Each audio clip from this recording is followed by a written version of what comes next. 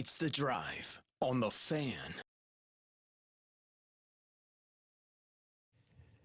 Yeah, what's up, Southern Utah? It is The Drive on a Monday morning, 7 o'clock hour. Here we go. Time to rev it up. Big week in local sports ahead of us. Big week in the rearview mirror to recap. Devin, Dixon, Paul, Ratliff, and Tara Atkin. We are The Fan Sports Network morning show crew here on The Drive inside the Finley Hyundai Studios. And we love our Mondays. It was a very, very good week again, I would say, overall for Region 9 football over the weekend. A lot of fun to get week 2 in the books. We were back out and about Friday night under the lights, and we got a lot to recap today. And wowzers, we had a couple great games for you. We were Desert Hills at home, and the Thunder had their hands full with Timpanogos, but I guess there is such a thing as winning ugly. A little bit. Yeah.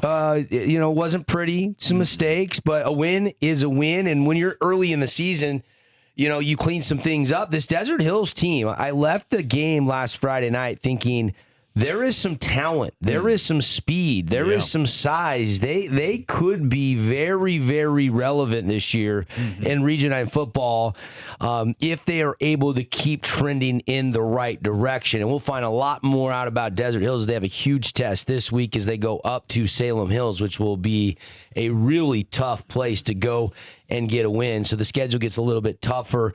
But they took care of Timpanogos, the game that Tara, Paul, and I were at on Friday night. And, Paulie, what were your takeaways from Desert Hills as Seth Brown, Deacon Virgin, Isaac Andresen, and company ran away from the Timber Pups? Yeah, this was an interesting game. I was really wanting to see the progression of Virgin from the last year at Dixie to this year and how the offensive coordinator, Carl Frankie, was going to utilize his abilities.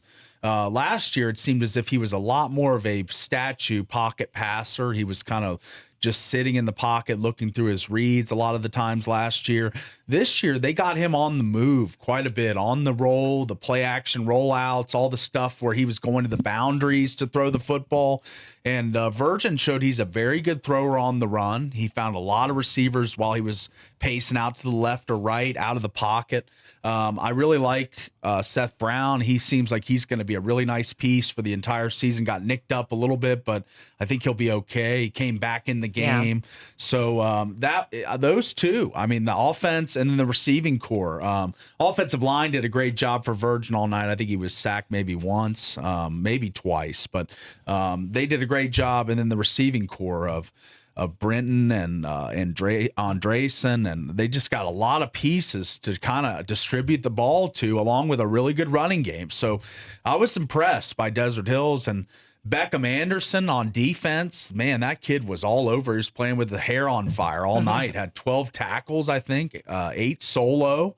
So they've got some guys that play sideline to sideline on defense. I like the intensity that Coach Baldry has added to this team. Because last year, Desert Hills, they didn't really have a quarterback. They didn't really have a real good running game. Their defense was a little shoddy. But this year, it seems as if all of those factors have been tuned up, and they are playing really well right now. Yeah, no question about it. Let's give you some highlights here. This was Timpanogos' night to strike first. They scored on Jay Spencer touchdown reception. And then Desert Hills rattled off 22 unanswered points through the second and third quarter into the fourth quarter. And here is one of those big scoring plays. This is Virgin. You were calling your shots, Paulie, and he got in a little bit of a rhythm in that second quarter. I thought it was a little rough. He started the game with an underthrown fade route that was intercepted. After that, he caught rhythm. Here's a little bit of the action from Desert Hills' 29-point win on Friday night. It's firing up right now as Cedar is in town to take on the Panthers. Throw over the middle, and it's caught by Tag Britton, and Britton takes it in to the end zone for the 25-yard touchdown strike, and now flags fly post-play. Yeah, he's fast. Yeah. Tag's fast. He is, yeah. The thing I complimented Tag on during the game is whether he's getting the ball, whether he's asked to block or fake a route, he always goes 110%. And I noticed that this team is a little bit more disciplined this year. They definitely are. Even Deacon Virgin carrying out quarterback fakes, running backs, rolling over the ball, dancing in the hole when they don't have the ball. There was some little things that I didn't notice last year at Desert Hills that I noticed this year. I think they're new coaching staff, Tanner Baldery, Carl Frankie, doing a nice job getting them ready. It wasn't perfect, and I said 29-point win. I meant to say 29-point score. They win by 16, 29-13 over Timpanogos.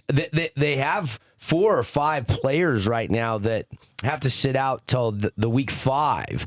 And so they are shorthanded. They have Lincoln Hilliard, who ruptured his spleen, will probably be out till week 6 or so. So they are not at full strength. They had 2 centers go down. And I think that Tayson Mizukawa is going to be this week's Mountain Mike's Pizza Award winner for switching positions and doing a very, it's that award is designed for people that maybe don't get a lot of love. And we ended up calling his name a couple times in the broadcast, and I thought the snaps were good all night. And if you didn't know the situation, you would have thought Taysom Mizukawa was the starting center all year long. He had a day of practice to get ready to play center for this game. Yeah, I was very impressed by that. Yeah, very admirable effort. And that's what that Mountain Mover Award is for. Guys that maybe fly under the radar, guys that work in practice, guys that switch positions, guys that'll do anything that not necessarily whatever it takes for the team to win. Yeah. And sometimes that goes unnoticed. That's why we've teamed up with Mountain Mike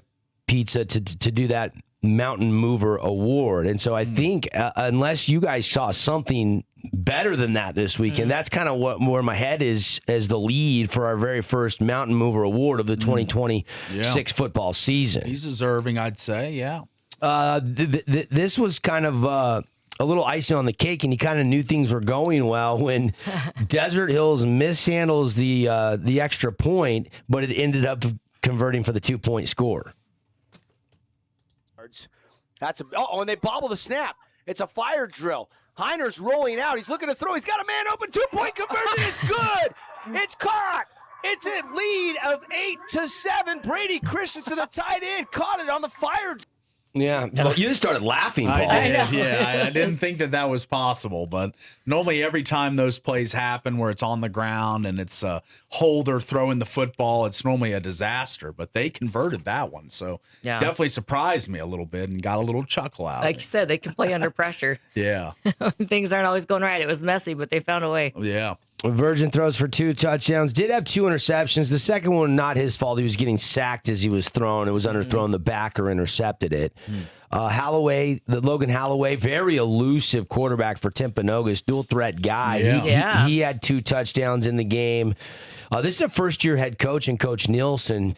He was over there storming the sidelines, coaching them up. I mean, you could tell that he was planning on coming down here and getting a win. He is going to do a good job at Timpanogos, I think. Yeah. A very young, up-and-coming coach, I would say. But too much firepower for Desert Hills. I think kind of wore them down in the heat there in the second half, and D Hills is now 2-0 after a 29-13 victory. Yeah. Anything else stand out in that game before we move on to the next game? Region 9 recap. Did you want to hear from Coach Baldery? Yeah, let's do that. I caught up with Tanner just after the game. We didn't get this live on the broadcast, so here is what Tanner had to say, kind of recapping the win on Friday night.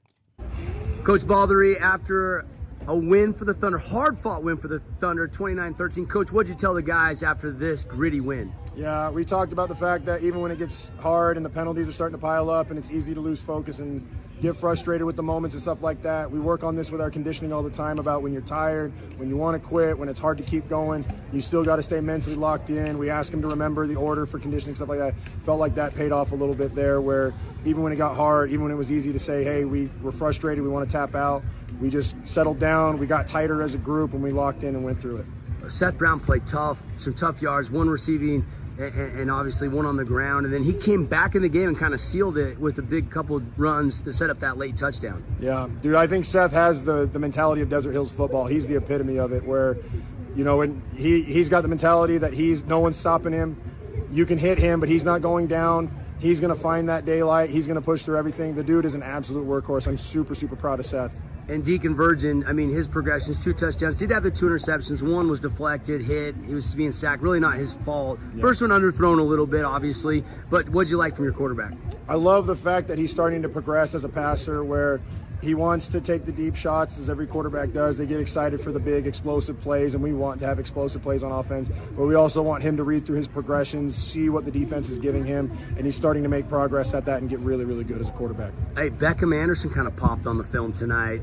12 total tackles, I think it was. And the defense, Molosi, Lafayette, there's some guys that really, it was a total team effort on defense. Your defensive line, I thought, maybe one of the underrated defensive lines in Region 9. Yeah, I've intentionally not talked about them very much. We didn't graduate anyone, and we have some dudes at D-line. And then we made a few adjustments and added some guys to the D-line from other positions that we felt like would succeed there. And it's paid off in big ways. We have a really, really good D-line, and I think that's probably one of the highlights of our defense right now. What did you tell the guys after the win? I mean, that was hot. That was a slugfest. They throw the ball a lot. I thought your DBs overall did a pretty nice job tonight. Yeah, the biggest thing we talked about was making sure that we play together as a family. When you get frustrated, some people fall apart, some people check out. The more the game went on, the more we tightened down, the more we came closer together as a group, and we focused up, and I'm really proud of them for coming together in that way. All right, Coach Baldry, thanks for dropping by. Great win tonight for the Thunder. Thank you so much. Elsewhere in Region 9, we'll move on, unless you have anything to add on the comments from Tanner Baldry there, the coach of the Thunder. Paulie, Tara, anything to add? Yeah, it just seemed as if, these guys got everything out of the tank, and that's what he's talking about, the conditioning program.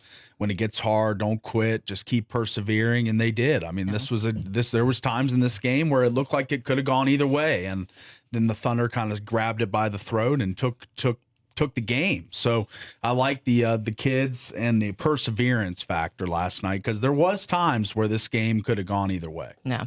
I got to say, I was really impressed with the Desert Hills crowd.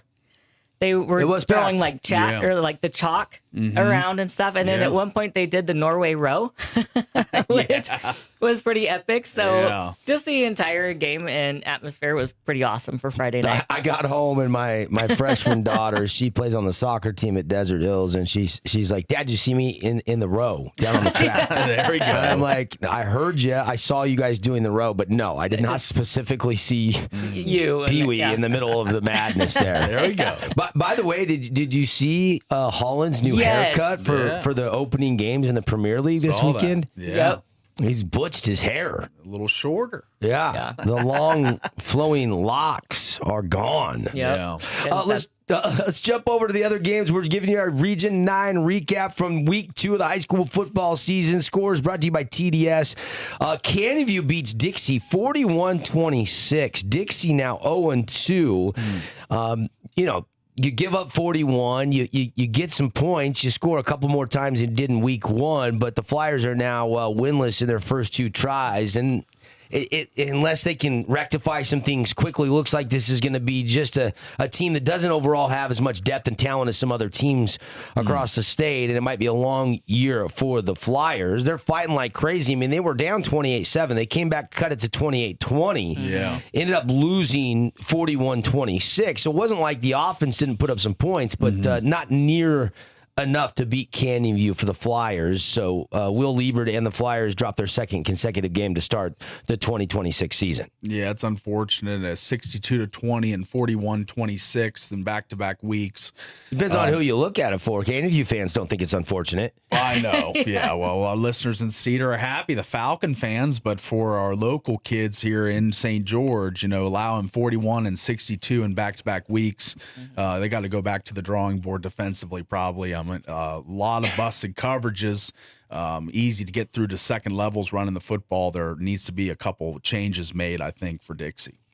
Yeah, I just don't think they have the manpower and the turnout to make those changes. They don't have a schematics. You can change scheme. It is a new scheme on defense with Misi Tupe taking over as the new defensive coordinator, certainly. And it's a new scheme offensively with Coach Morby now as the new offensive coordinator. So both coordinators are new. You want to throw the whole scheme out the window after an 0-2 start and start over.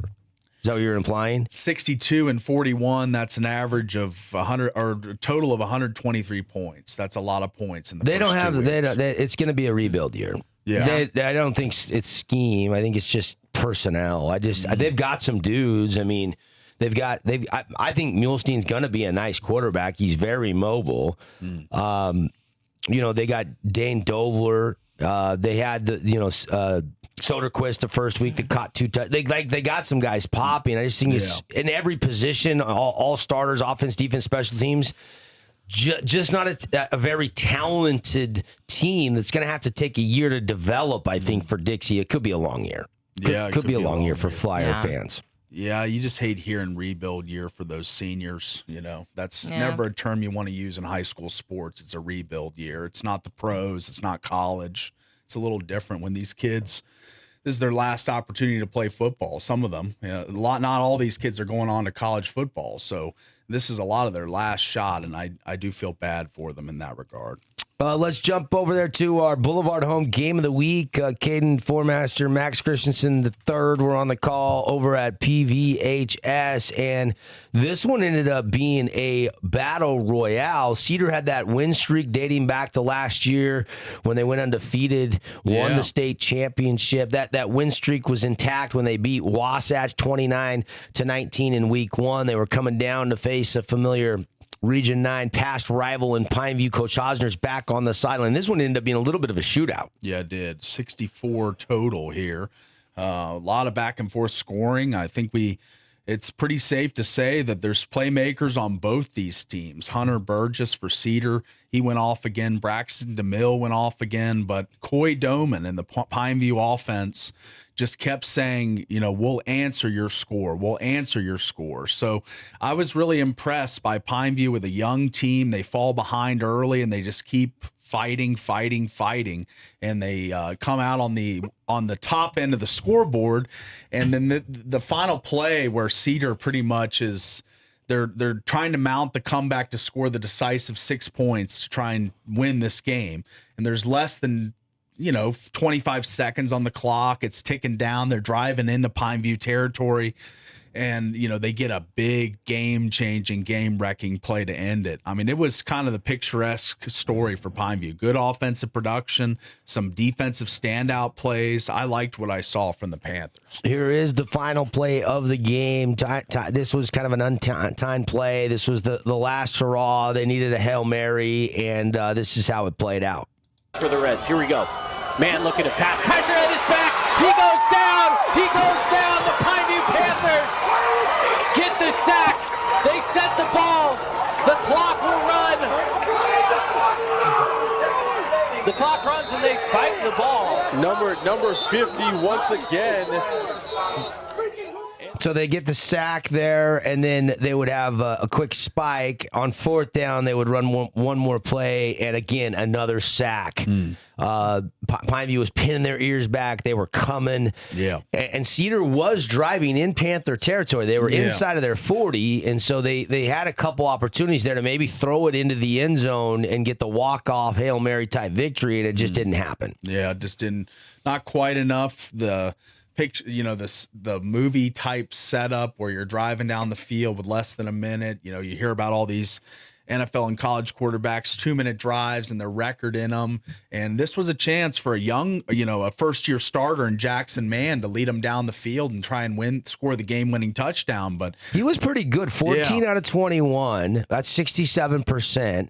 194 yards passing, 2 touchdowns. Yeah, but efficient. But Coy Doman's numbers just a little bit better. For the second week in a row, he goes over 400 yards. This sophomore goes 26 out of 37 for 407 yards and 4 touchdowns. Now, he did have some interceptions in this game, but Pineview was able to hold on and win.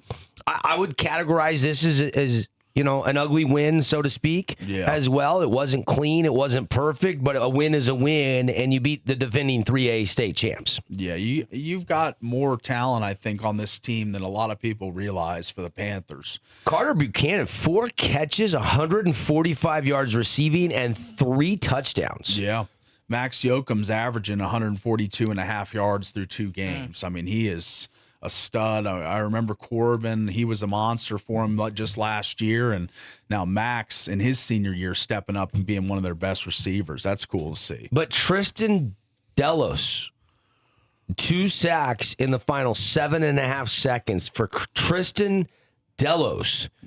He is your defensive player of the game. He saves it for the Panthers late in this one, and they get the victory by a final score of 34-30. Yeah.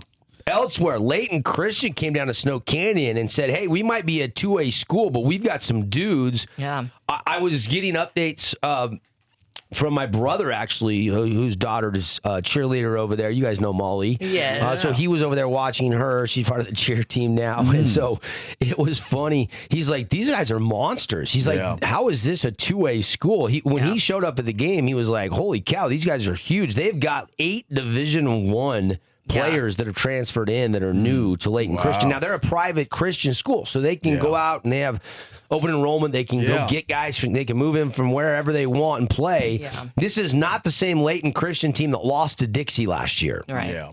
This is a completely and They've hit the recruiting trail. They did. And Snow Canyon's defense, after getting torched for 62 points, only gives up 21, so a big improvement there. But the offense could not move the ball. They kept turning it over. Lounsbury was the only Warrior to score, and he scored on a 92-yard kickoff return for a touchdown when it was about under 5 minutes to go. Too little, too late. Yeah, that's really interesting because me and Tara were obviously at Snow Canyon last week, and it seemed like the points came in bunches. Just whenever they wanted to score, they would score. But last week, stiffer defensive test here with Layton Christian, and they held the Warriors in their high-flying offense in check this week. 25 total yards of rushing for the Warriors in the game. Yeah, that's not good. 25. Wow. They had Lounsbury go 7 for 17. Beathers had 1 carry for 9 yards. Olsen had 5 carries for 6. And then they had a couple players in the negative. They had 25 yards as a team rushing. Tough to win in high school when you only have... And Chris Monroe from Layton Christian, their star back, 242 yards rushing. Yeah. Parker Olsen did go 22 of 33 for 145 yards and a pick.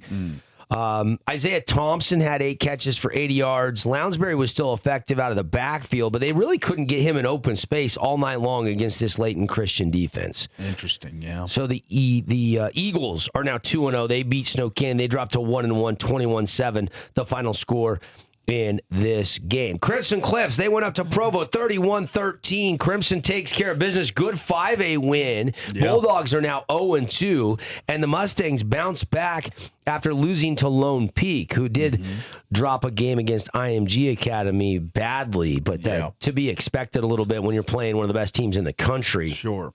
But Crimson put it away late in the fourth quarter. They were up 14-13 going to the fourth quarter. It was anybody's game. They rattle off 17 unanswered points to get the win. Hualisa, they get Colt Bastion touchdown reception from T. Andresen, and then they add a field goal. So they close the game on a 17-0 run to win, going away 31-13. Nice bounce back for the Mustangs. It was. Lone Peak, a 6A school that has aspirations of competing for a state title this year. That was kind of a game where even though Crimson thought they could probably win that game, it kind of got away from them early and they didn't really have a chance to win. But this one, Provo, this was a big win. You can't start 0-2, even though they are tougher division schools and higher classifications. It just get a bad taste in your mouth as a team if you're 0-2 and you feel like you're better. And they go out and win. So I think that was a massive game for the Mustangs and Coach Alofapo. They needed this win and they got it. Yeah, the other game was an 8 o'clock start, and it was the Hurricane Tigers going down to Moapa Valley and winning 49-20. This game was tied early at 14-14 for a good portion of the second quarter. They had a 28-14 lead at the half, and then they outscored the Pirates, 21-6 in the second half to win convincingly by 29. That was a good win for the Tigers. Not 1, not 2, not 3, 4 Titan Borchardt touchdowns for H-Town. That's right. And it looks as if their tour of Nevada, the Virgin Valley Bulldogs, now the Moapa Valley Pirates is over, and we're going to get the Tigers back in Utah where we can broadcast them. I'm looking forward to that. We don't have them this week, but we will have them in 2 weeks. 2 weeks. Paul, you and I will be out there when they play on September 4th. Going into Labor Day weekend, you and I will be in H-Town. That'll be our first look at the Hurricane Tigers. And I'm trying to think who they play. I'm trying to remember who they play on September 4th. I believe that's our first Grantsville. Grantsville. That'll wrap up their non-conference schedule against Grantsville. The Cowboys. Yeah. 49-20 again, the score. Hurricane beats Moapa Valley. That's your Region 9 recap here on Monday on the Fan Sports Network. If you missed the high school football, it is game week preparations now for our in-state college football teams, as a couple of them, Weaver State, SUU, and Utah Tech, all launched their 2026 campaigns this Friday or Saturday. And we will, of course, have the Utah Tech battle against the defending champs of the FCS, Montana State, Saturday night, 8 o'clock kickoff right here on the Fan Sports Network. We'll talk a lot of SUU. We'll talk a lot of Utah Tech, a little bit of Weaver State all week long in preparations for that. First coaches show will be tomorrow night. Our media availability tomorrow with Coach Anderson, we'll have that. We'll see if they've selected a starting quarterback. That's the elephant in the room. That's the $1 million question right now. Who is going to be named the starter? I didn't hear who they went with over the weekend. I bet there was a lot of deliberation after what I heard was an extra scrimmage thrown in on Saturday to kind of evaluate and set the depth chart. And now, week of preparations, depth chart is set, and we'll find that out here, and we'll see who Montana State will have to prepare for, unless they try to keep it a secret, which you never know. They could do that, too. Yeah. We're off and running. When we come back, only on a Monday, every Monday, big deal, no big deal. It's next. Lots to get to. We'll span the globe, talk more sports when we return.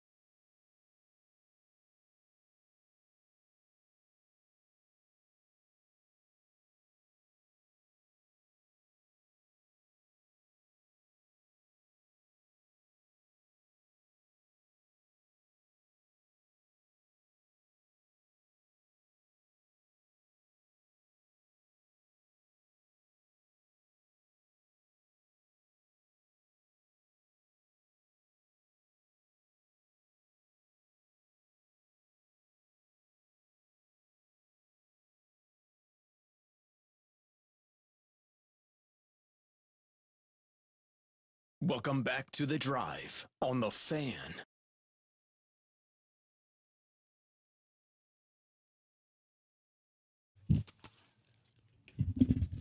Yeah, Lost Kings here. We are hanging out. Paulie's a Lost King. I am. I'm a Lost King. We are live, Devin, Tara, and Prediction Paulie hanging out here. She didn't like stupid.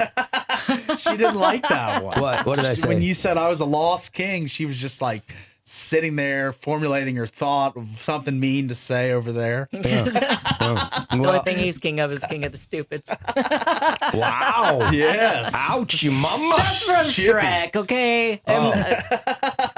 It's a quote. I saw Shrek once. Gingy says that. I did see Shrek in theaters as a 20 kid. years 20 ago. years ago. Yeah, Yes. I haven't seen it since. It is funny though. It is a so funny funny. one. But yeah. I could not have told you that was a quote from Shrek. Yeah, it's Gingy. He's like, the only thing you're king of is king of the stupids. Oh, I think I do remember that. The gingerbread man. Okay. Yeah. I will tell you, I love So that I song. wasn't just being rude. I am a fan. I deep dove on Lost Kings about, I don't know, 6-8 months ago. I never Yes. really heard much of their stuff. They got 8-10 bangers, like just Yes. good vibe songs. They do. Yeah, they do. I like the Lost Kings. I do too. And I'd never heard of them until this year. No. Yeah, I was like, somebody played one of their songs. I was like, so you know how you hear one song and you're like, I kind of Yeah. like that. So you check out some of the So others you and get a little more in, and deeper then in. one of Yeah. those bands that I actually ended up downloading multiple songs into the old playlist. Yeah. We are live on The Drive. Show today brought to you by Coral Canyon Golf Course. They got tee times firing back up on Wednesday. They've been remodeling the pro shop while they punched the course over the weekend. So they'll be back open on Wednesday. So you can still take advantage all the way till next Monday, that $80 special. Get out there and check it out after some maintenance going into the peak season coming up in southern Utah where the weather gets a little cooler and everybody wants to get out and swing the sticks and be in southern Utah out on a golf course. Call for your tee times, just $80, 18 holes with cart, with range balls, with lunch, and a drink, all for just $80. Won't break the bank. Go have a great round for a great price with some nice little perks at Coral Canyon. Again, just ask for the radio special. It's just $80 for your entire foursome when you call and book your tee time, 435-688-1700. Let's span the nation, locally, regionally, and nationally in sports in a segment we love only on a Monday.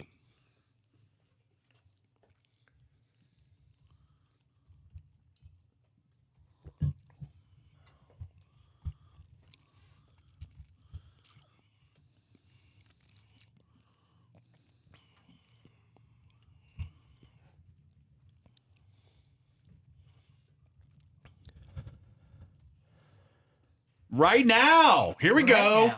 All right, let's get started here on Big Deal, No Big Deal. A lot of topics. The most energy he's had all morning so Yes. far. Just Yes. coming out of that. Yes, coming out of that. It's fired me up. Here we go. All right. Let's start with Ashton Genty. How about this? Saw a lot of reports yesterday. Salt in the wound. From reporters that are at Vegas practice saying there was an injury. He wasn't putting any weight on his leg. But the update this morning, he dodges a bullet in practice.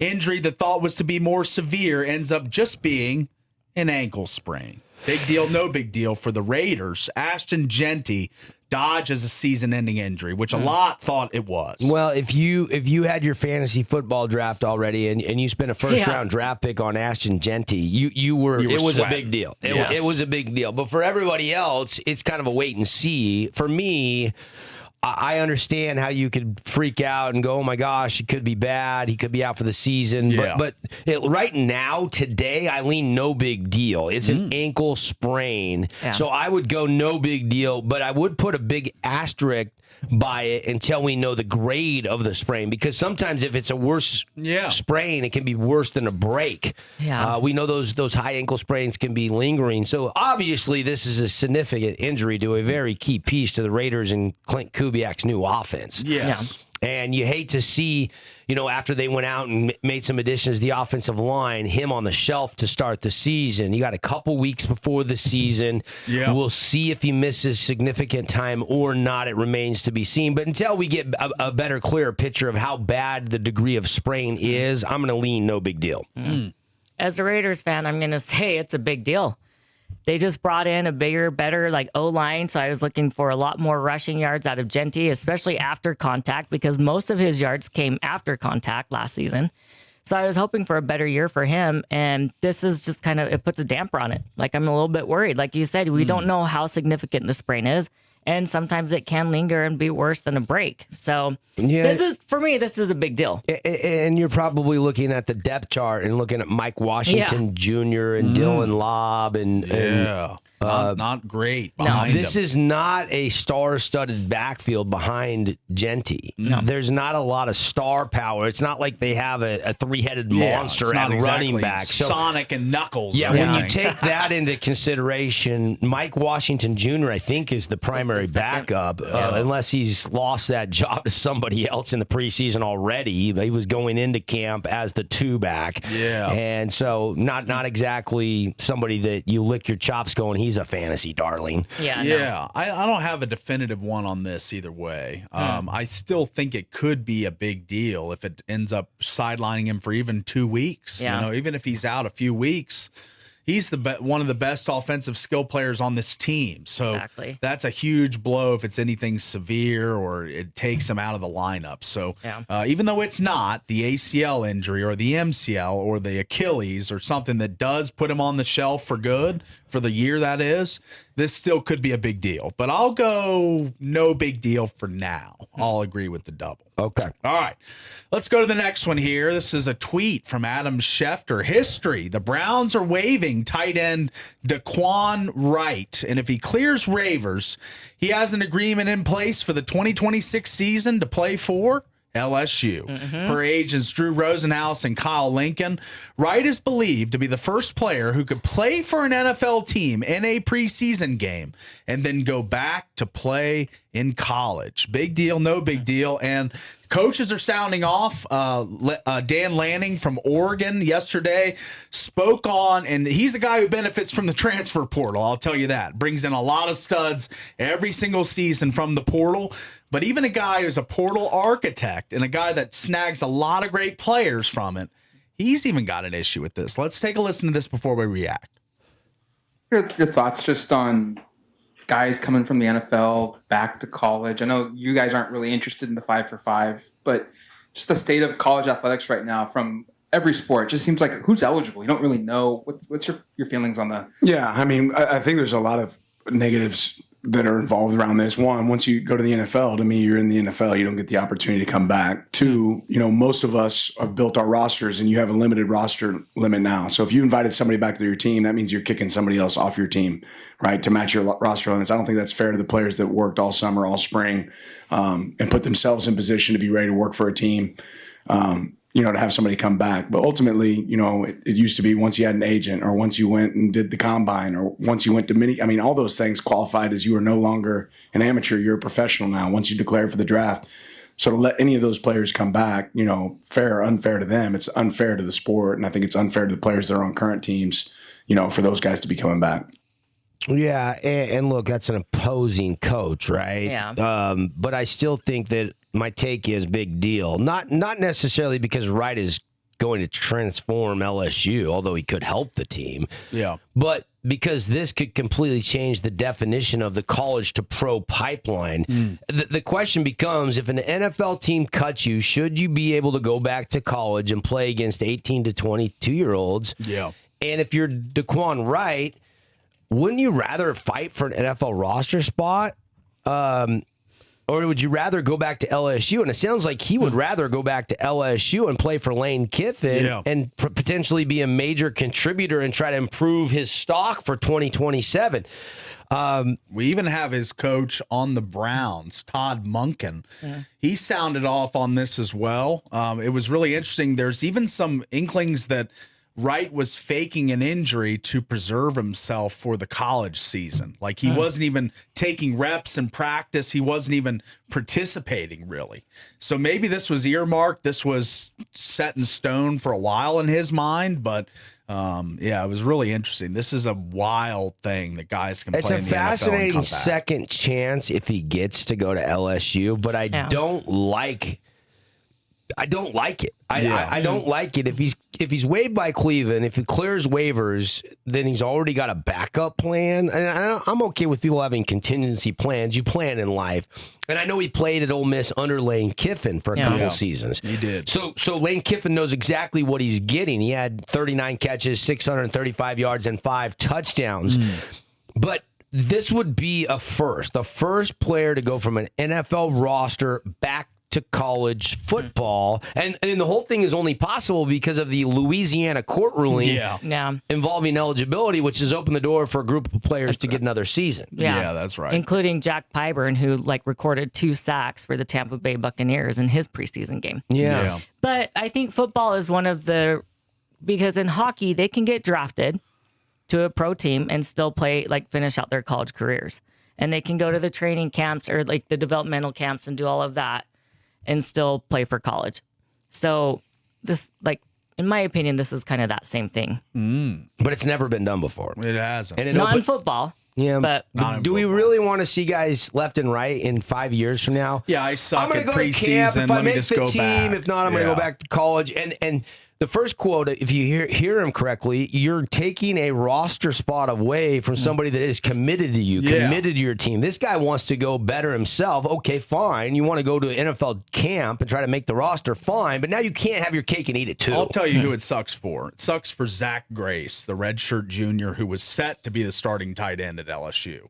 He's now right to the second spot because this kid's better. He's better, and Lane Kiffin's going to play the best player. So it sucks for Zach Grace, Malachi Thomas, J.D. LaFleur, and J.C. Anderson, who are all the other tight ends in the room. Because the reason they're bringing this guy in is not to be, a blocking scout team guy. He's going to start every Saturday for the Tigers.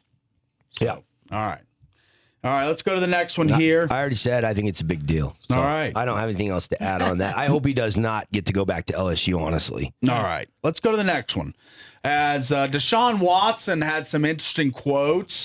This was him post-game after the preseason game the Browns had where he started the game. So let's see what Deshaun's thoughts were on the home crowd. I didn't have no reaction. I think the biggest thing is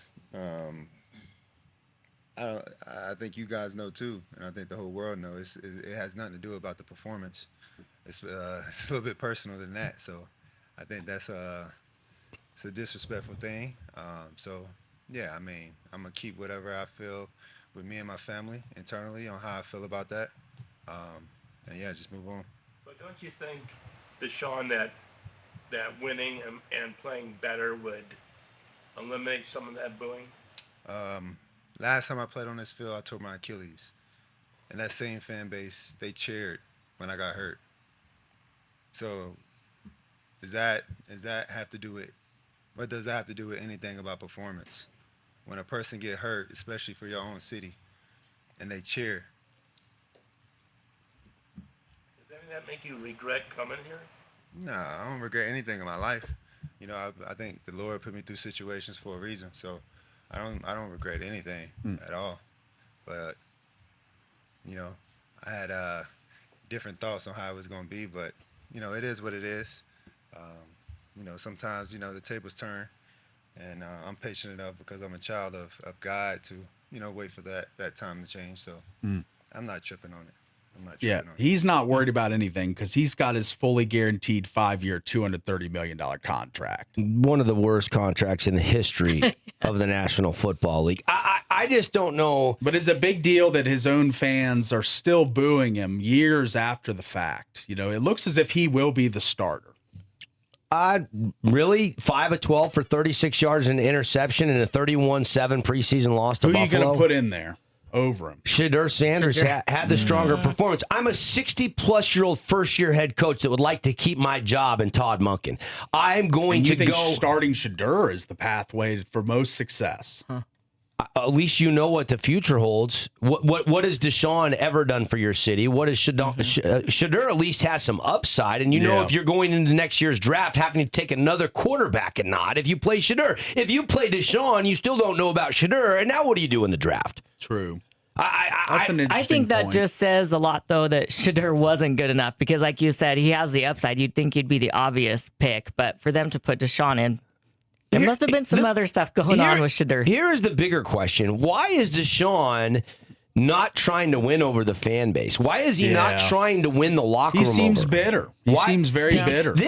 He has not come to terms with them cheering when he got hurt. He has not letting that go. He has got a huge chip on his shoulder about that. Yeah. Okay, all the child of God quotes and stuff become just hypocritical, if you ask me, when you cannot forgive the fan base for the way they reacted when you got hurt because you were so bad. I mean, this is a notable bad guy, Deshaun Watson. Right. You know, using the child of God stuff. I understand he may be in his scriptures, he may be a believer of God, but his life before he got to the Cleveland Browns was anything but that. So I don't really buy this from Deshaun. I think Deshaun makes it worse for himself with these comments. I think so too. He's throwing salt in the wound, and he's showing the fan base that he still hasn't forgiven them for booing him. There's the human side of it where I understand why it bothers him when fans cheer when there's an injury. Yeah, that's a bad look for fans. Okay? I mean, Michael Vick got booed and all that stuff. Like notable guys, that Michael Vick, when he got out of prison before he started playing good, but if he was getting booed everywhere. But if you're Deshaun Watson, why give Cleveland fans more ammunition? You just gave them all the ammunition they need to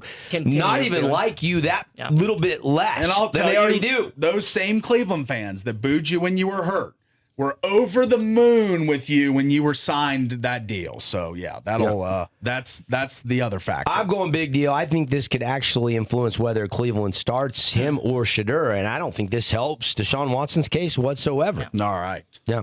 All right. Wrap us. Well, that is big deal, no big deal. We got to get to another break, winding down hour one here from the Finley Hyundai Studios when we come back on The Drive.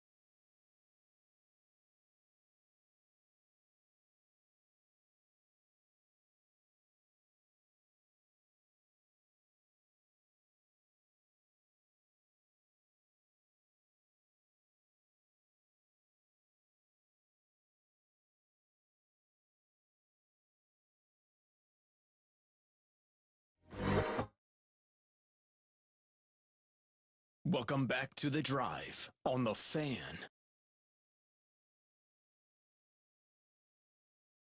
Welcome back, everybody. It's The Drive show today brought to you by our friends at Prime IV. Prime IV standing by to take care of you. Kids are back to school, so if you've got some time, everything's back in your routine, you can find some time to create some time for yourself at Prime IV. They got their August membership kickstart. It's all about making wellness a habit. So you join with any membership. They have multiple memberships.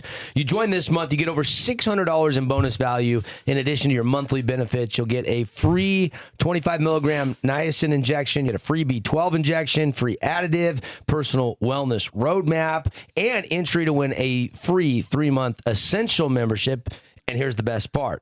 Once you stick with your monthly wellness routine for your first 3 months, 90 days, Prime IV is going to reward you with a free Myers cocktail IV. That's a $180 value. So this August, don't just get back into school. Get back you with Prime IV. Go to primevstg.com to learn more and check out all of their August membership kickstart specials. primevstg.com. We're getting into preparations for week 0 this weekend. I've actually been told it's no longer called week 0. Well, that's what I said last week, and you said it's still. I wasn't taking your word as gospel. I had to hear it from somebody else. So. I said to Paul, are we still calling it? I said week last 0. week, I said, is it still considered week 0? And you said yes. I thought so, but I heard this weekend. Okay, so when I ask the question, you answer it incorrectly, and then somebody else says it. Yes. And then you believe them. Kind of.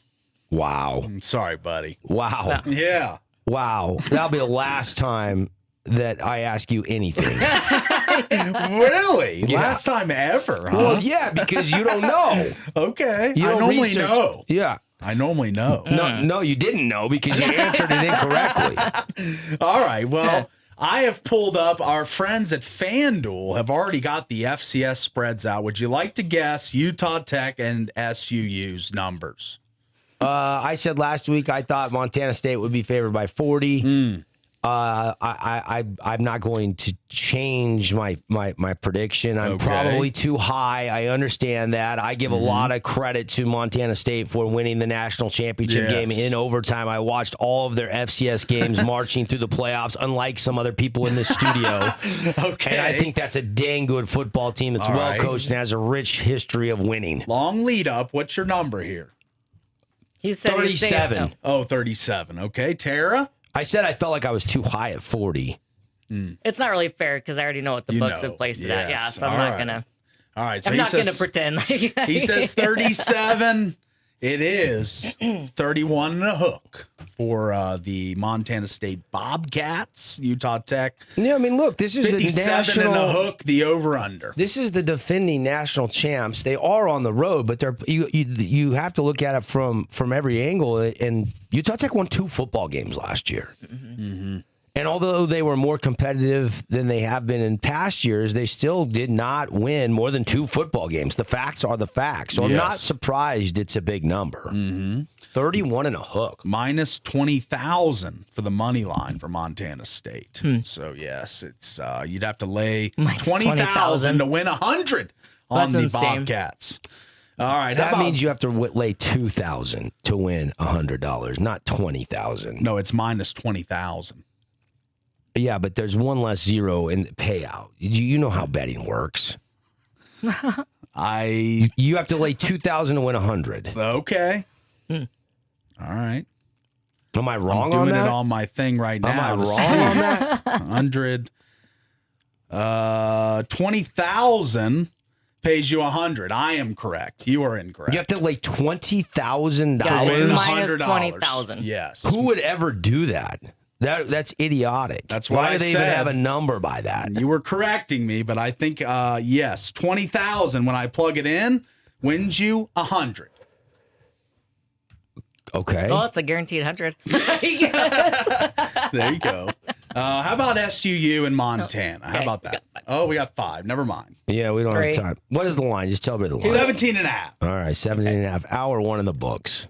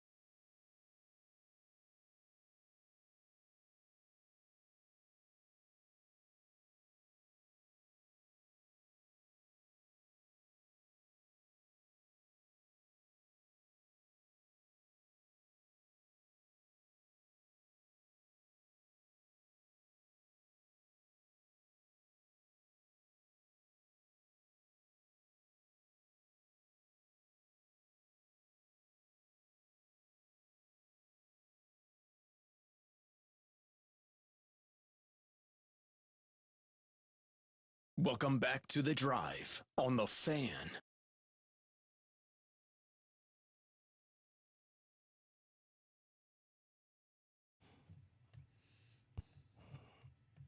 Wow, power. Feel the power. Yes. Welcome to hour 2 here on the Fan Sports Network. It is The Drive. You're home for a lot locally when it comes to sports. You're home for high school football. You're home for Utah Tech football. You're home for pep rally pit stops. Yeah. Which we kicked off last Friday. That was a lot of fun. Can we give everybody a little taste? Being a lot of fun. If you didn't catch the show, it was a little earlier slot. We're going to get into a routine, but because Pineview was hosting Cedar, it was Cedar's night. So one night for each of our local football teams, we are rallying for some funds. We're rallying for the schools. We're trying to create a tailgate atmosphere over at Texas Roadhouse. We've teamed up with Finley Subaru. We got rally towels made rally towels for each school. I thought the Cedar towels ended up really cool. Some people were like, I don't like them. I loved them. I thought they were awesome. It's good. Yeah. I can't remember who said, I don't love these. And I was like, really? I remember who someone, it was. Yeah. I'm not going to call them out, though. We're not naming names. I thought they were cool. I thought the burnt brown with the burnt red was really cool, contrasted well. I thought they were cool rally towels. Yeah. We were giving those out. We gave the rest to Cedar. They're throwing them out to the fans, or they can sell them or do whatever they want to raise money. It'll look cool in the stands if we get a bunch of people waving them. Yeah, you know? so we'll see what happens with our next pep rally pit stop. But here's a little taste. Yeah. I know it was a little earlier. It was Friday from 3:30 to 4:30, so not our normal pregame time or anything like that. It was kind of a one-off because we were catching Coach Hyatt on his way to Pineview High School, Coach Camachi. But we actually, it was so hot inside for our equipment. We decided outside. We decided to go inside, which was actually kind of fun. Actually was really I like fun. that idea. And for anybody watching on YouTube that missed our pep rally pit stop, here's a little taste of what went down behind us right when Coach Hyatt jumped on set with us. Footloose, baby. Everybody knows this song. Everyone knows this one. Then we got some dancers. Yeah. Coach's cute wife joins in. Yes. Polly promises to line dance next week. Or this week. That's right. Well, you've both said I can't dance. Like these people. Look at them. Look at them go. Well, and I was like, do I keep talking? I was trying to get You Polly. were thinking about getting in there. I was like, Polly, get going, man. You're the resident dance expert. But self-proclaimed, anyway. That's right. Now look how cute. Look, Coach's wife. Oh, Coach's gets in wife. there. Yeah. Everybody's joining in. Yeah, I like that. Yeah. The kids, Good energy. The boys are like, we don't dance. Yeah. It was fun to have Coach Hyatt. Yes, Coach was great. Found out when he was working at Southern Virginia. Yeah. No, I think it was Frostburg State. with Delane. He was recruiting my high school. He was come down to Northern Virginia and recruit John Allen. Knew your old coach. And, he did. He knew my old ball coach as well, Mickey Thompson. Shouted him out. Told you that we got good football in Virginia. Yeah. Just not at West Virginia. We just haven't seen your highlight tape. Yeah, you haven't seen my tape, but I don't want to, put myself on a pedestal. That tape is pretty good. He's just too old to be recruited. He doesn't want to put it out there. With this 5-for-5 rule, they might need me at one of our local colleges. Yeah. I still got a little body weight to me. I can play some O-line. If it's 5-for-5, you probably still have 4 years of eligibility? I used up 2 of them. Oh, okay. So 3 years. 3 years, yeah. Wow. But anyway, we will be back over there on Wednesday for our next pep rally pit stop. And we will raise money Wednesday night for Pineview. So if you're alumni at Pineview, That'll be awesome. Relatives in the program, you just love to eat Texas Roadhouse, you're going to go out to dinner anyways this week at some point. Make it a Wednesday night. Yeah. We're going to have, coaches stop by, student athletes stop by. We're hoping, for the cheerleaders, the band. Zeppies, I think, is going to be there. We're going to have a ton of fun. We're going to have a ton of fun. All the money that's raised, 10% goes back to Pineview High School this Wednesday night. We will be live 5 to 6 this week and every Wednesday after. So more drive time a little later in the day. Yeah, I like that. It's still going to be hot. What was those things you got? The snake bites? The snake bites, yes. I have never tried those, and they were so good. They were very good. I think they're not, like my new favorite over the fried pickles. Really? Yeah. Okay. They were good. They're like a cheese ball like with a little jalapeno in there. The jalapeno is kind of like chopped up and then put into the melted cheese. Mm-hmm. Yeah, the rattlesnake like snake bite or ball. something. Yes. Oh, like breaded and deep fried. It was so good. It was really good. It was good. It was good. So that'll be going down on Wednesday night. Hope to have Coach Osner, maybe even basketball coach Pat Amico. We'll have some of the other fall sports coaches and select players join us. And each night the schools can kind of get creative, do what they want, fundraise, have fun. And we want the community to come down. We want to see you at our next pep rally pit stop. Cedar's principal and her husband came down. Their soccer coach came down. Ty Hyatt. They brought a bus load of cheerleaders down.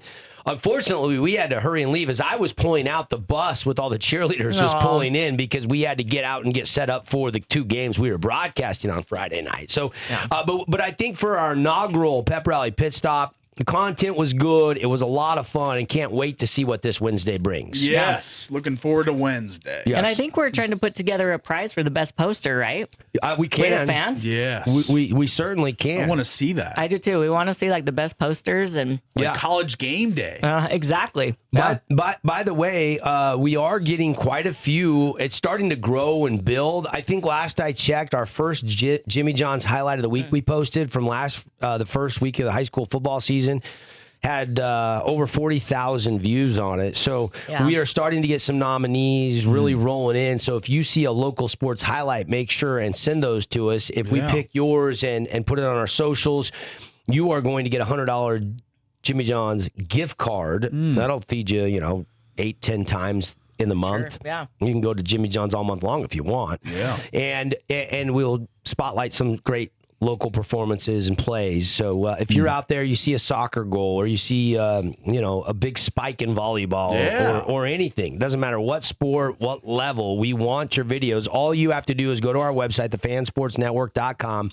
upload your video. It's really simple. It's really easy.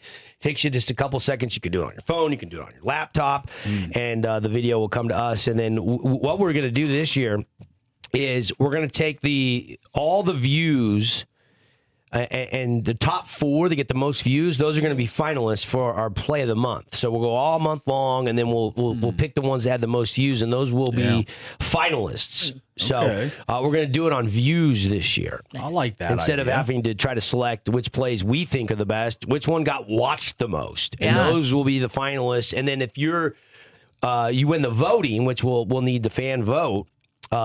That entire school, that program is going to get subs for the entire squad from Jimmy John's. So this is a fun thing. This is year 3, firing up year 3 of our Jimmy John's highlight of the week. We want to highlight some of the great local performances around Southern Utah.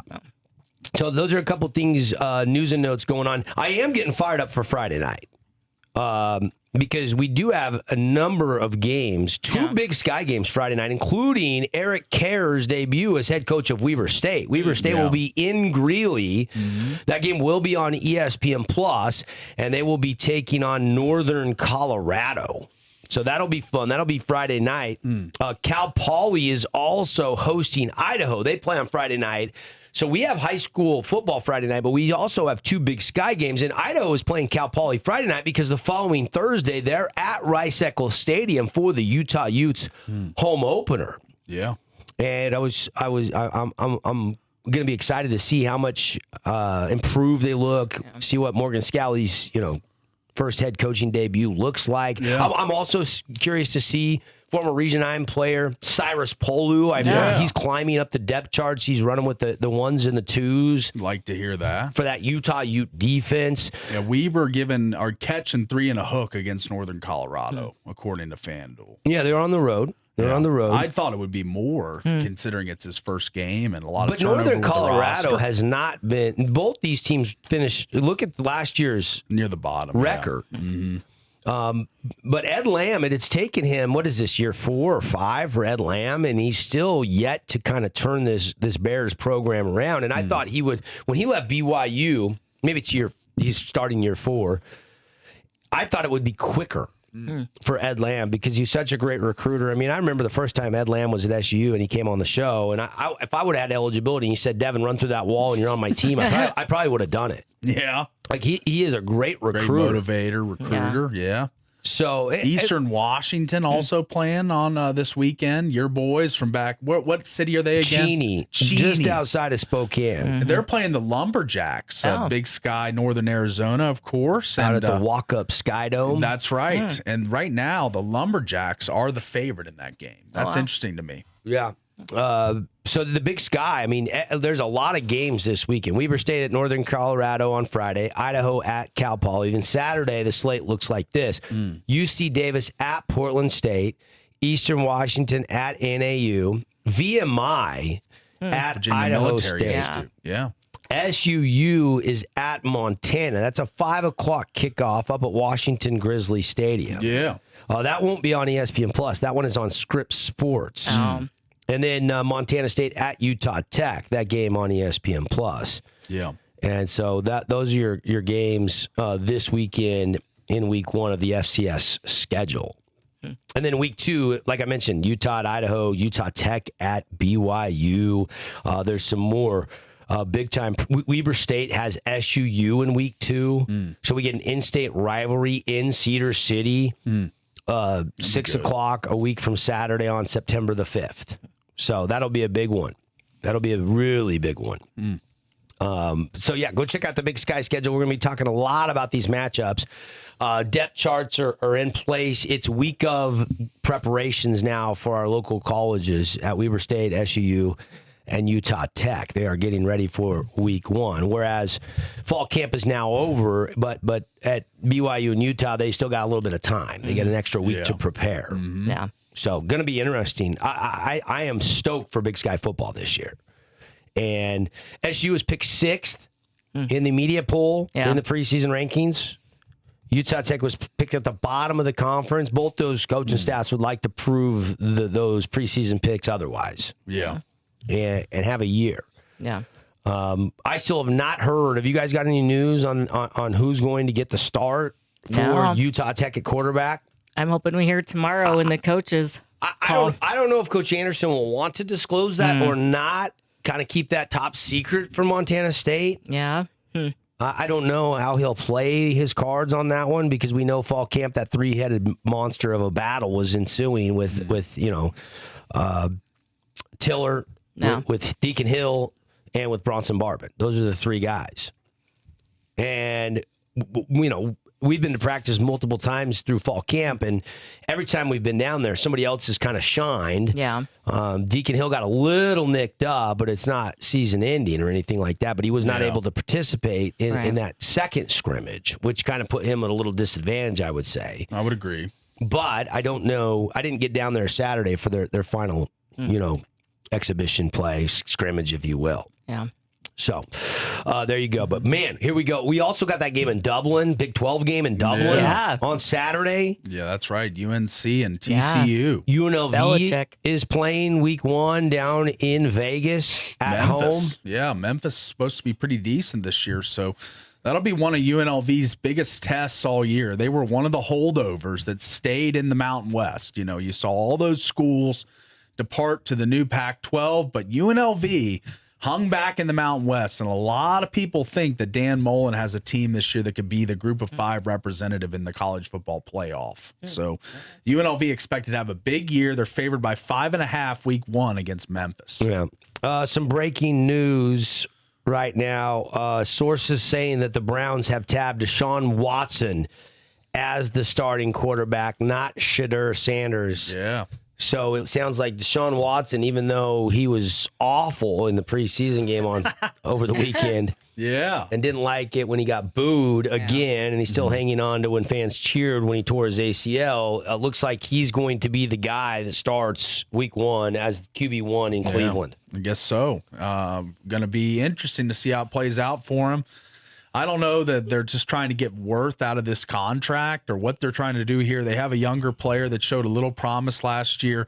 I don't know why you go back to Deshaun, but I guess he's been performing the best in practice. We don't see what happens in practice. So I guess because he really hasn't been lighting up the preseason games as of yet. So he must be doing better than Shedeur in practice. The other story out of Cleveland is the Browns are indeed waiving tight end Daquan Wright, who has an agreement in place to play for LSU if he indeed clears waivers. Do you see anybody picking him up? Anybody want to touch him or just let him go back to potentially the collegiate ranks? I heard he was faking injuries, not wanting to take practice reps. I mean, I think he was being told by Lane Kiffin, we got this bag of money for you.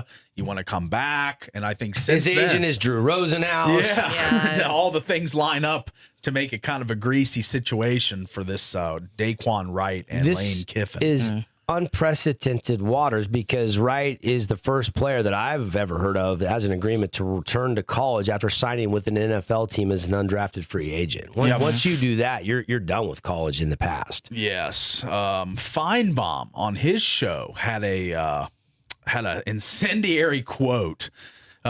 He said, college football has plunged into the abyss. That's what he's calling it now, the abyss. And Feinbaum, probably one of the most plugged in on SEC football and football in the college level in general, but he says it's getting a little murky, the waters now. Monken said, man, isn't this blank crazy? I think we got Monken's presser from yesterday when he was talking about Lane Kiffin reaching out, calling and asking if he was ready to go as far as Daquan Wright goes. So this was Todd Monken at the press availability for the Browns, and I bet he was a little surprised when he got a call from Mr. Lane Kiffin. He didn't take the call. Yeah. How you've been handling the Daquan Wright situation just seems weird, right? It seems like he's in the college transfer portal. He hadn't practiced, but then I saw him warming up after the rain delay today. I mean, it's crazy. I mean, I don't even know what to say. I mean, as far as I know, he's had a medical issue that wasn't allowing him to practice. That's a medical, issue. It's nothing to do with me, and then, and then he was cleared, so we dressed him just in case we had to have him. But when you don't rep, it's hard to put him on the field. JT was out there, so we didn't want to get Blake hurt, and he's only been with us a week, and we had a number of things where Browns hurt Browns, and which to the naked eye you won't see, but we had a number of things that way when you're putting in guys that haven't really been there, and some of that's true, and some of it, isn't good enough from us as coaches once they go out there. But, I mean, I don't know what to say. I mean, I wondered why Lane Kiffin reached out a week ago. Now I know. I mean, shit, I didn't know. Now I know. I didn't call him back. Now I guess I should have. Appreciate you. Thank you. Okay.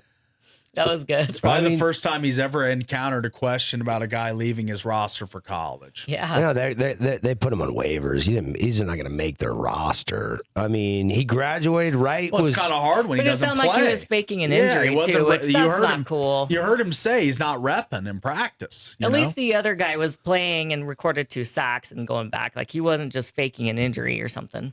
Because that is pretty dirty. Clearly, Daquan Wright knows he's not going to make an NFL roster. Clearly, he knows he's going to get a bag of money at LSU. Yeah. Okay. Do we really want to just sit here and allow this? It's really not up to us. It's up to the judicial system. But this has never, to the best of my knowledge, happened before where a guy... And there is no all-knowing judge. I mean, it seems like everybody goes to a different state, a different jurisdiction. But do we want to open up this door where guys are getting... trying to make NFL rosters and then they don't, or they don't practice because they're hurt and they know they're not going to. So now he's going to be as healthy as he can be going back to LSU for money. Yeah. When he wasn't going to get paid to be on camp in the NFL. He might have been a practice squad guy. Not sure they're waiving him today. That doesn't they're waiving him today because of all this crap that's going on. Yeah. How can you not practice and expect to make an NFL roster? That's my question to you. Or a practice squad. You just said he could have made a practice squad. How is he going to make a practice squad if he can't practice? That doesn't make sense. Well, you just said he's not gonna play. He's not gonna be on the team. I think if he practiced, he's good enough to make the team. I don't know. 39 catches in 2 seasons at LSU for 635 yards and 5 touchdowns. I mean, I have not seen Daquan Wright very much. I don't even recall ever seeing Daquan Wright, so I'm no expert on his quality of play. I mean, he's obviously good enough to be on a camp invite. I mean, look, it's tough to make the NFL. He's got to be doing something right to even get a shot. That's right. So, but at the end of the day, he didn't make it. Do we really want to open up Pandora's box and let him go back? Are you in favor of this, Paulie? No. Well, there has to be rules in place. So they have to declare, if they do declare eligibility to be drafted for a team, there should be a rule in place that says, okay, I want to be drafted, but I'm still going to finish out my college career, just like they do in hockey. So they know, like when they draft these guys in hockey, you know, first round, whatever it is, they're still going to finish out their college careers. So like you said, it's not fair to that other tight end who just worked his butt off all summer and did 2-a-days and suicides and everything, you know. And now all of a sudden he's not going to get the starting job. But it's like, so there has to be rules in place if they're going to do this kind of thing.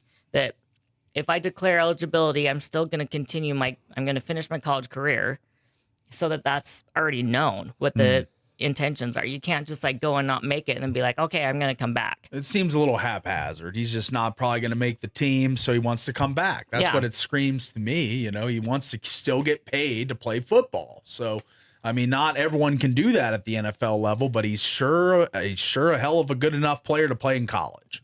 We'll see how this story continues to evolve. I mean, it looks very likely that he could be back at LSU practicing with the Tigers momentarily. Yeah. There was one other story, Paul. I know you wanted to talk about this. Your boy Cantor Freedom. He was spotted at a WNBA game. Front I thought we row. weren't going to talk about this. I thought we decided. Yes. We had a pre-show meeting, and you were like, no, we're not going down talking that about road. this. We've given him enough airtime. That was in Big Deal, No Big Deal. It wasn't a big deal. This is just a headline. Okay. Big difference. Big difference. I get you. I mean, yeah. I got the video. No, you're good. You're all good. right. You're all good. right. I just thought you might want to take 30 seconds and speak your piece on Cantor Freedom, who played 11 years in the NBA, including for the Utah Jazz. I mean, we don't have to do much. I don't have much on it, but I do see this video we could play. I mean, it's. I was asking for your take, not a video. Okay. But if you don't want to talk about it, then we'll move on. Okay, let's move on then. Good.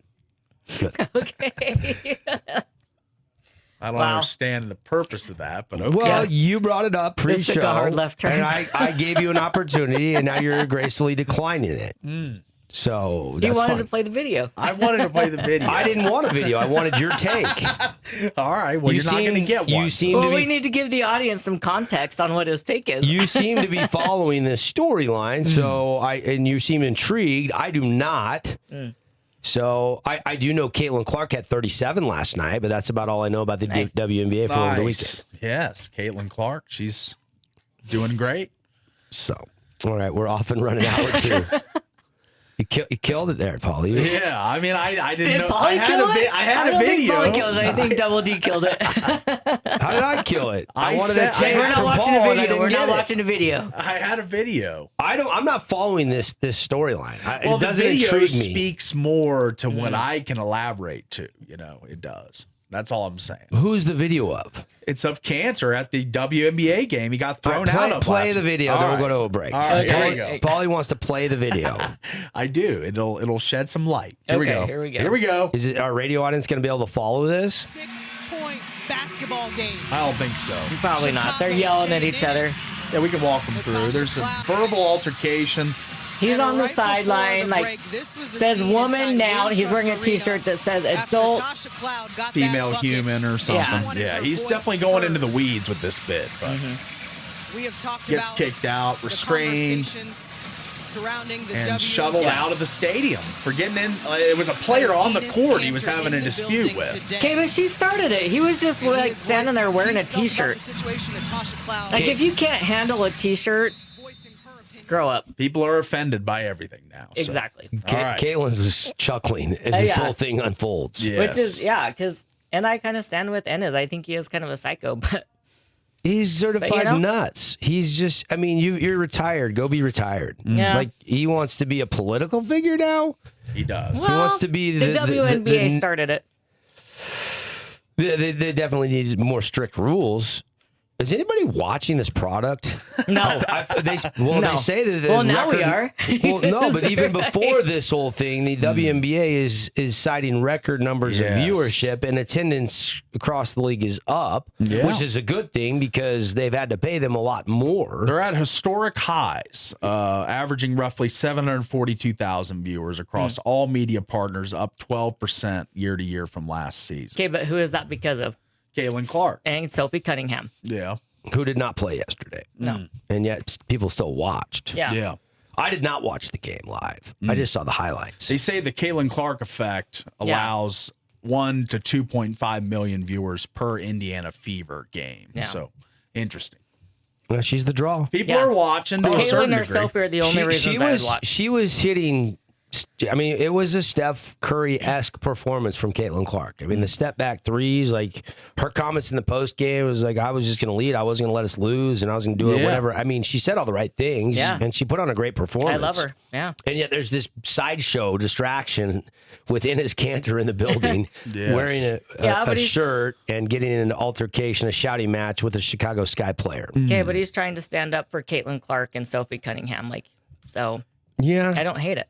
Yeah. I mean, I guess. I mean, he's trying to prove a point that, like, not anybody can just go to the WNBA, right? I mean, they need to redo their rule book, right? I think that's the writing in it. The basis of what he's trying to get into. I don't know what he's thinking. He's had some weird tweets and stuff. He's kind of, he's kind of off the beaten path thinker. I guess I'll call him that. Didn't they put a warrant out for his arrest in his home country of Turkey a couple years ago, and he couldn't return? He's fighting his passport, and he doesn't want to go back. Yes, I remember that story. Yeah, he's had an interesting life. All right, we got to take a break. An interesting life. Deep thoughts. 3.7 points per game career, 4.6 rebounds. I mean, just a kind of a middle of the road player, but he is definitely, becoming in the spotlight. Yeah. Getting thrown out of WNBA games. I'm sure there's a method to his madness. He's got a plan. Yeah. Yeah. I mean, he's sitting there. The shirt for our radio on said woman, noun, adult, human, female. Mm-hmm. So then Cloud she's the player, walked towards him and shouted at him, and he's standing there with his arms outstretched, and he tries to take a couple steps towards the court, then security cuts him off and tells him to leave, and then he tries to kind of fire up the crowd on the way out. So, is his t-shirt wrong? What's that? Is his t-shirt wrong, what it says? No, it's just I don't. That's a scientific fact. I just don't want any political stances intertwined with my sports. I never have. I never will. I want my sports to stand alone. If I want to watch a WNBA game, I'm not there to see Enes Kanter wearing a shirt, whether the shirt's accurate or not. Yeah. Okay, but people wearing Sophie Cunningham shirts get kicked out, and that's fair? You tell me. No, it's not. It's such a double standard. The WNBA's got a mess on their hands. They have a huge mess, and they started it. They're the ones that created it. Yeah. And he later went to social media and says, I just got kicked out of a WNBA game for supporting women. Let that sink in, America. Yeah, it's sad. Yeah, I mean, he's spinning it that way. Yeah. But what does he need all this attention for? Why is he trying to be such a polarizing figure right now? Yeah, he's trying to stick up for women. He is being polarizing, though. I will say that. He's sticking up for women in sports. Yeah. Well, you like that. I do like that. Yeah. Before the game, I think. Think about your daughters in soccer and their sports. Would you not stick up for them in this situation? What situation? Having transgender women playing against them? Is there currently a transgender playing in the WNBA? I'm just saying. Well, no. But they're saying that there should be. There shouldn't be. So, and that's what they're standing up for.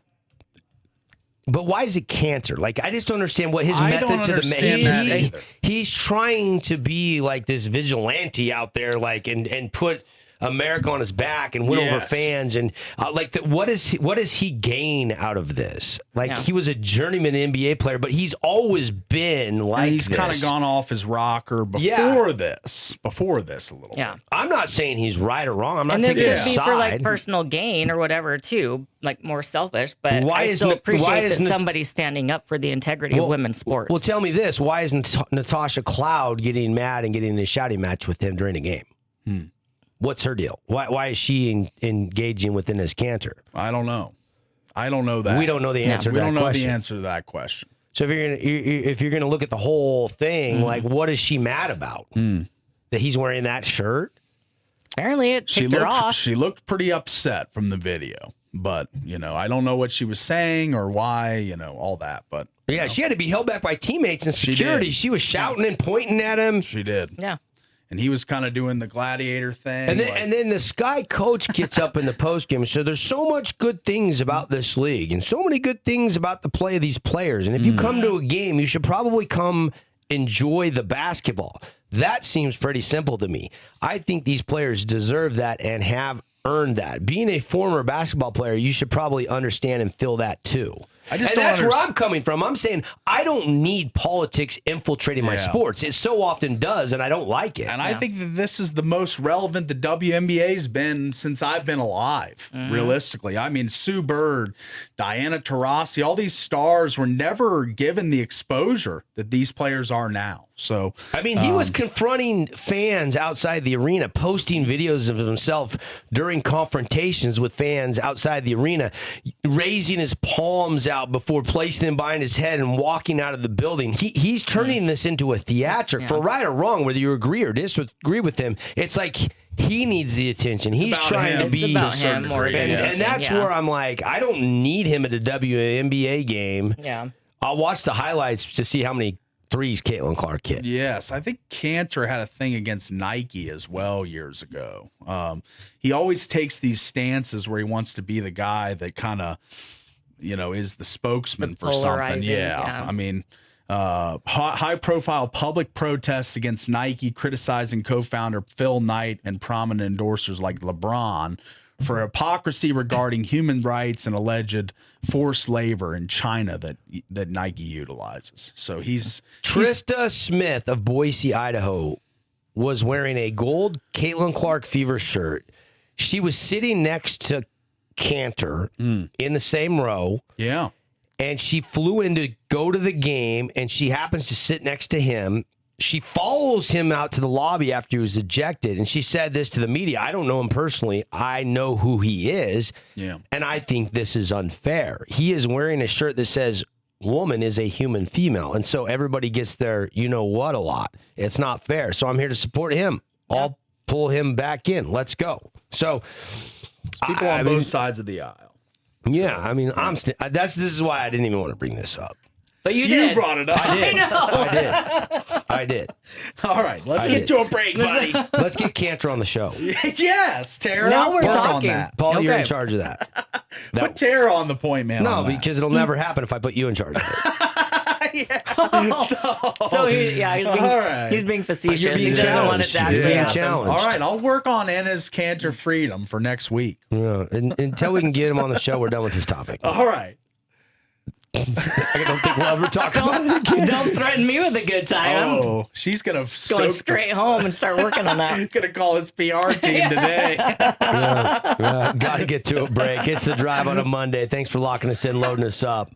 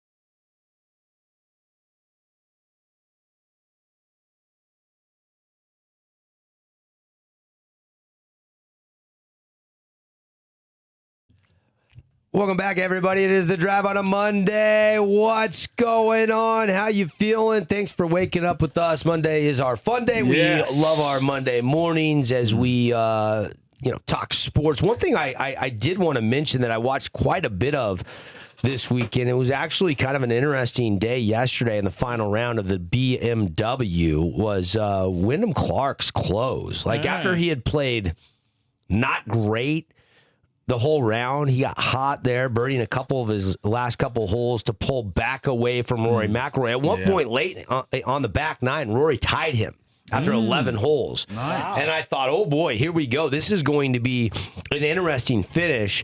And then, no, that was not the case. Rory got in the rough, made a bogey. Clark, instead of just, limping in and winning, he goes and cans a birdie putt on his final hole to get to 17 under and ends up winning by 3.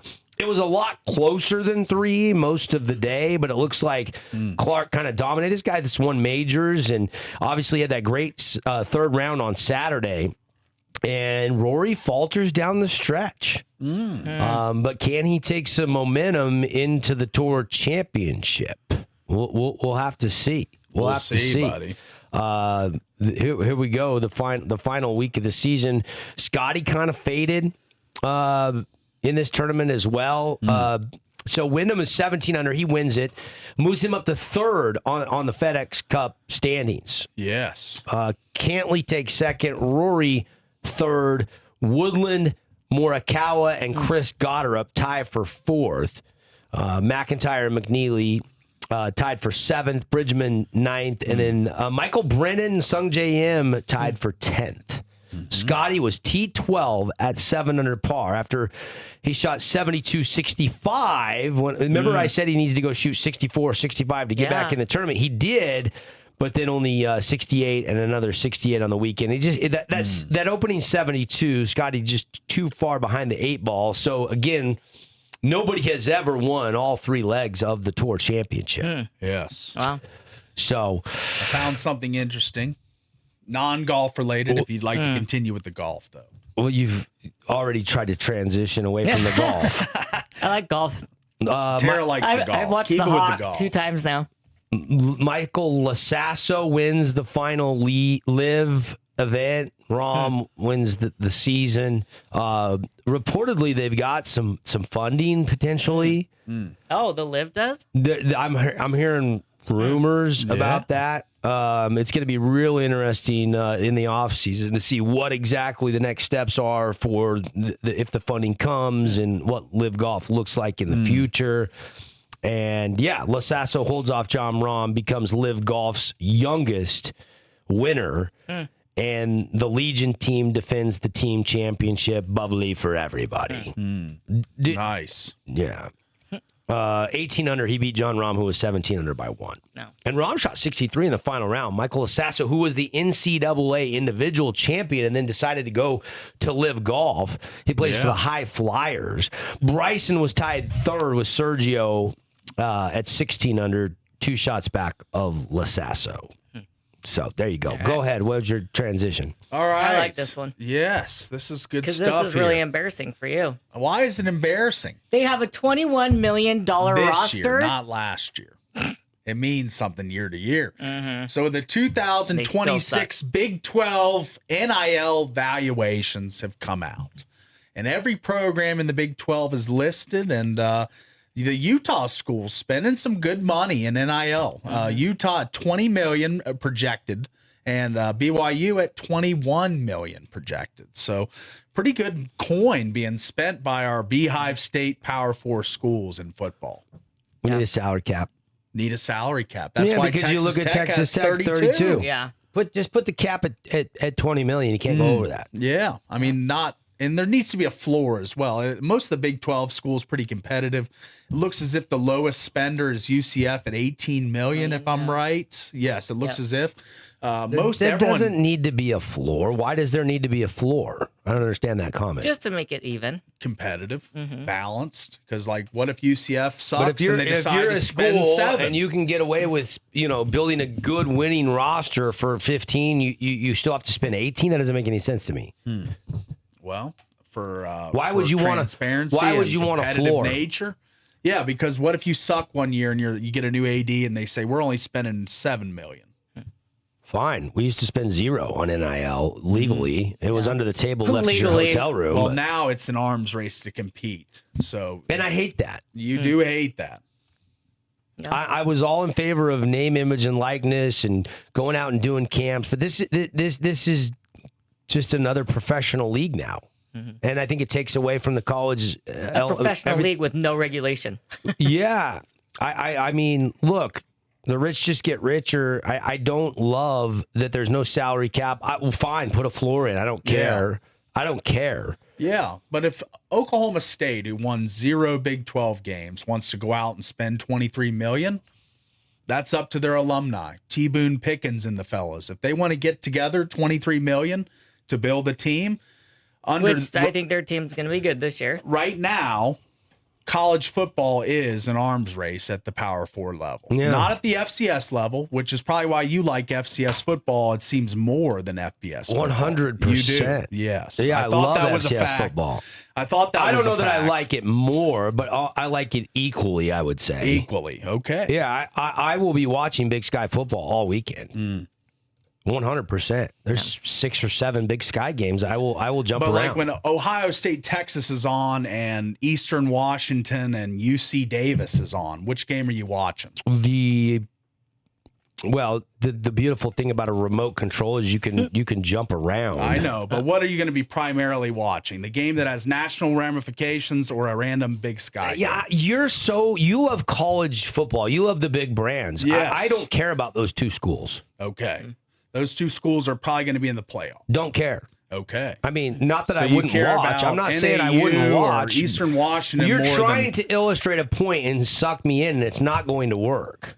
I'm just saying that it's. I can watch what I 9 want out of 10 when I people want to watch watch the it. Ohio State Texas. I watch game. golf. You don't watch golf. I know. I choose not to. You love what you love. I love what I love. Why are you trying to position me to watch what I'm you not want to watch? positioning anything. I'm just saying You watch West Virginia football. That to me is irrelevant. Not only. I watch That's a irrelevant. lot of football. When were they relevant? Last time I West Virginia watch was. a lot of Power 4 football in general. Yeah, I do too. But it doesn't mean I love it more than I love watching Big Sky football. And that's why I said I will watch a lot of football. Okay. Why do I have to choose what I like to watch I'm more? just Give me a offering- competitive game. I'm offering the Ohio State-Texas game, probably the biggest game on the entire FBS slate this season, or a random Big Sky game, and you're going to go random Big Sky game. Didn't say that. I said I have a remote control. I will jump around. Okay. Is that a fact? Isn't that what I said? Yeah, that's what you said. Did I change any stance? But most of the time with your TV, again, you're trying to trap me into your school of thinking, and it's not going to work. I've been to your house to watch games. You don't have 2 TVs. You have a very nice central TV. But to switch from YouTube TV to ESPN Plus, which is where all these FCS games are played on, nuts. Takes a long time. It takes you And like I would 30 not- seconds. I would not do that. 45 I seconds. would personally not do that. I would stick with Ohio State, Texas the entire Because game. it would take you 65 seconds what it takes other people 25 seconds to do. Or I just don't really care about Eastern Washington versus, Idaho State. I don't. That's fine. That's I'd your rather prerogative. watch Ohio State, Texas, where there's going to be multiple pros on both sides of the field. Yeah, again, you're enthralled. It's the level of play. You're enthralled with the big money. It's like watching high school versus college ball, right? Like it gets better at every level. And the FCS and the FBS, it's 2 different levels of play.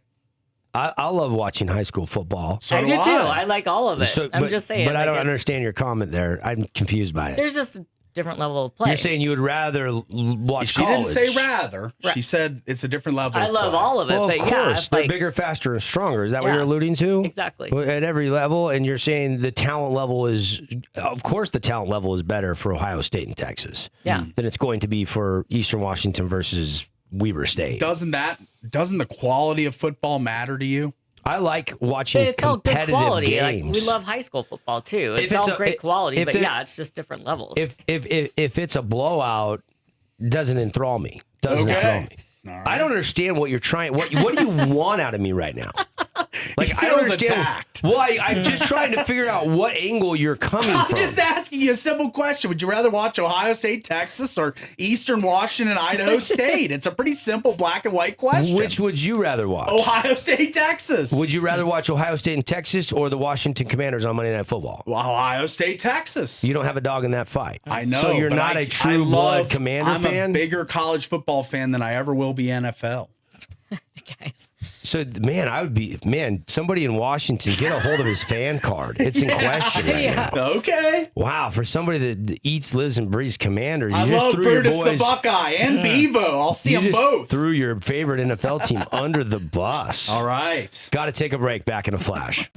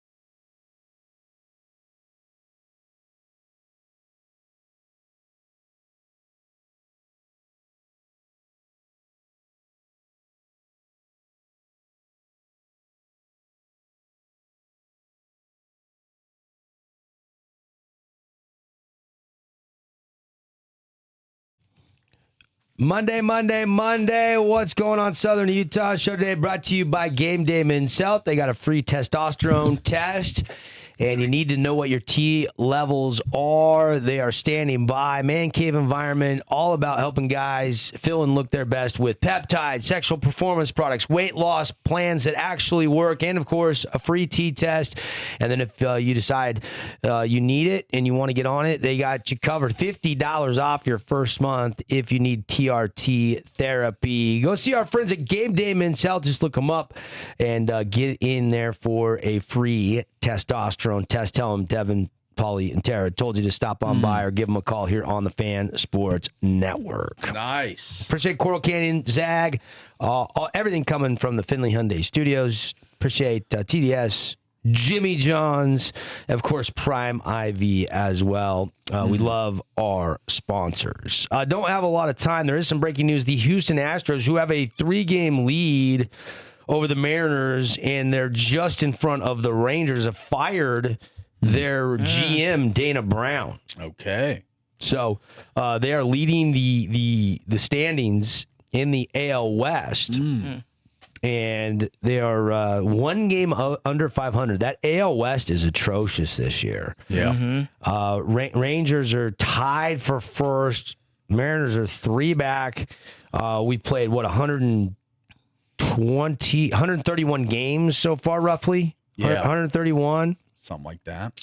So we are getting down to the hunt for October. How many games are remaining? Depends on what team you look at. Yeah. With the schedule, but the pennant races are heating up. So we get some time here. That's when baseball, kind of comes back in front and center to me a little bit. Is as soon as we get into the dog days and we're, trying. I think the regular season ends on September 2nd, so we're about 2 weeks away.